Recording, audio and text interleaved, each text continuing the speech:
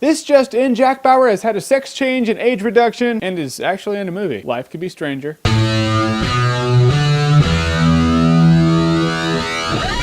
Hanna. Alright, now going into Hanna, I was really skeptical. I was expecting a bore fest. I was expecting like the American part 2. I don't know why, it just was. Come to find out, Hanna has a nice bit of badassery to it. Alright, so the story goes, Hanna has lived in like godforsaken nowhere of Snowville in a log cabin with Eric Bana, and he's just been training her to be a badass all of her life. Her entire life. She goes outside in the snow, she hunts, she works out, she spars with Eric Bana, she learns to kill and rinse and repeat. And she's played by the little girl who played Susie Salmon from The Lovely Bones. Yeah, let's watch Stanley Tucci try to do anything with that girl. She will break something off. She is quite a badass. Which makes her pretty much the most productive 16-year-old I've ever heard of. Most of them hang out in arcades, I'm just saying. Don't mean to alienate my 16-year-old subscribers. You guys are all right. But then she wants to see more of the world, so Eric Bana's like, alright, push this red button, you can see more of the world, but the world's gonna come after you. Namely, the red-headed bitch. Played by Cate Blanchett. Yeah, it turns out Eric Bana was like a secret agent back in the day, so yeah, flipping the button.